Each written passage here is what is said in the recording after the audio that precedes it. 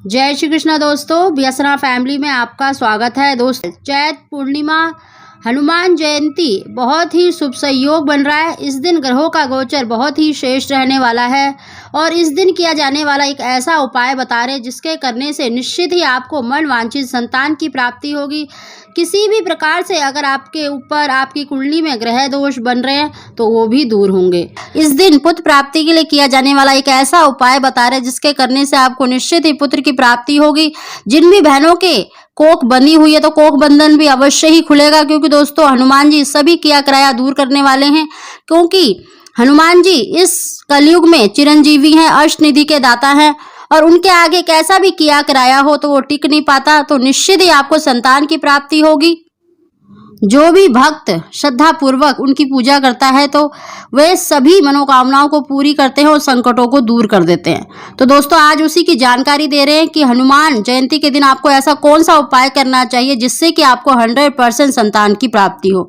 दोस्तों, उसकी जानकारी देने से पहले जो पहली बार मेरी वीडियो को सुन रहे हैं, प्लीज मेरे चैनल को सब्सक्राइब करें, बगल में बेल आइकन को दबा दें जिससे मेरी आने वाली सभी वीडियो का नोटिफिकेशन सबसे पहले आप तक पहुंच सके। दिन आपको सुबह ब्रह्म मुहूर्त में जगकर स्वच्छ वस्त्र धारण करके, दोस्तों इस उपाय को आप अपने घर में ही कर सकते हैं। हनुमान जी की फोटो है, मूर्ति है तो उसके आगे आप अवश्य ही करें।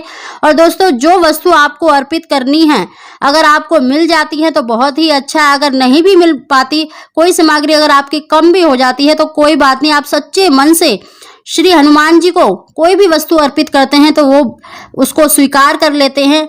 दोस्तों, हनुमान जी चिरंजीवी है, उनको अमरता का वरदान है। वो सभी बाधाओं और कष्टों को दूर करने वाले हैं। बस जो भी भक्त उनको सच्चे मन से पूजता है, उनका पूजन करता है, उनके उपाय करता है तो वे उनकी मनोकामना अवश्य ही पूरी करते हैं।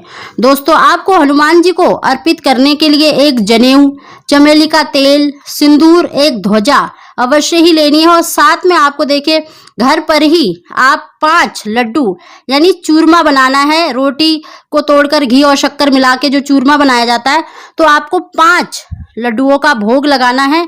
और साथ ही अगर आप केले भी ला सके तो 5 केले भी अवश्य ही लें। दोस्तों, आप अपने घर के मंदिर में ही इस उपाय को कर सकते हैं। उस दिन सुबह स्नान करके स्वच्छ वस्त्र धारण करें। अगर आपके पास हनुमान जी की मूर्ति है तो उन पर गंगा जल के छींटे, अगर फोटो है तो उन पर भी गंगा जल के छींटे अवश्य ही मारे और उन पर एक जनेऊ, चमेली का तेल और सिंदूर अवश्य ही अर्पित करें। उनके आगे अवश्य ही चढ़ाएं। और साथ ही अगर एक ध्वजा ला सके तो ध्वजा भी अवश्य ही लाएं। दोस्तों, आपको ये सभी वस्तु हनुमान जी के आगे अर्पित करनी है। और साथ ही आपको देखिए 2 दीपक जलाने हैं। एक शुद्ध घी का दीपक जलाना है राम जी के नाम का, क्योंकि वे उनके भक्त हैं तो उनका नाम लिए बिना ये उपाय पूरा नहीं हो सकता। तो दोस्तों, आप एक शुद्ध घी का दीपक जलाएं और एक सरसों के तेल का दीपक जलाएं। दोस्तों, अगर आपकी कोख बनी हुई है तो आप 2 फूलदार लौंग अपने ऊपर से 7 बार सीधी साइड से ही क्लॉकवाइज घुमाकर उस सरसों के तेल के दीपक में अवश्य ही डाल दें। देखना आपकी बंधी हुई कोख अवश्य ही खुल जाएगी।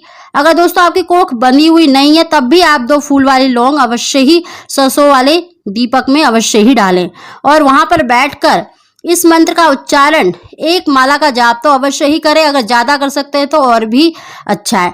ओम श्री रामदूताय नमः, ओम श्री रामदूताय नमः। इस मंत्र का जितना अधिक हो सके आप जाप करें और हनुमान जी को चूरमे का भोग अवश्य ही लगाएं, क्योंकि उनको बहुत ही प्रिय है चूरमा।